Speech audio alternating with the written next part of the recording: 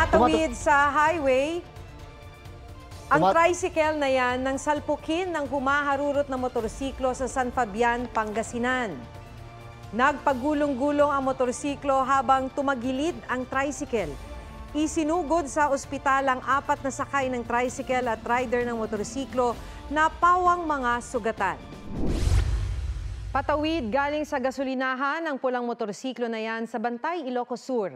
Maya-maya tumilapo ng motorsiklo kasama ng isa pang motor. Hindi na nahagip ng CCTV pero bago nito sumemplang pala ang pulang motorsiklo at tumama sa isa pang rider. Nasawi ang tumawid na rider at ang angkas ng nakabanggaan nito. Sugatan at nabalian naman ang isa pang rider.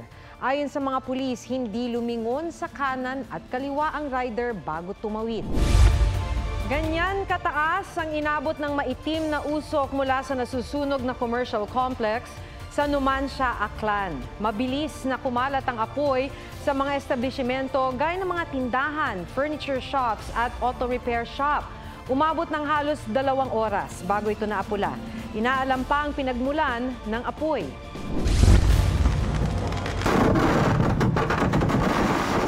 Biglang sumabog ang mga paputok sa gitna mismo ng mga nanonood ng fireworks display sa isang religious festival sa India.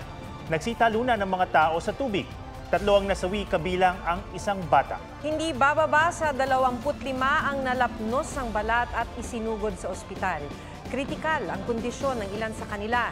Ayon sa pulisya, may nahulog na spark sa tumpok ng mga paputok malapit sa mga deboto. Nasagi ng mga nag-overtake na motorsiklo ang tricycle na yan sa National Highway sa Mangaldan, Pangasinan. Tumilapo ng motor at nagpagulong-gulong ang rider. Ang tricycle naman tumao. Ayon sa barangay, tinamaan ng motorsiklo ang gulong ng tricycle. Sugatan ng mga sakay ng tricycle at ang rider.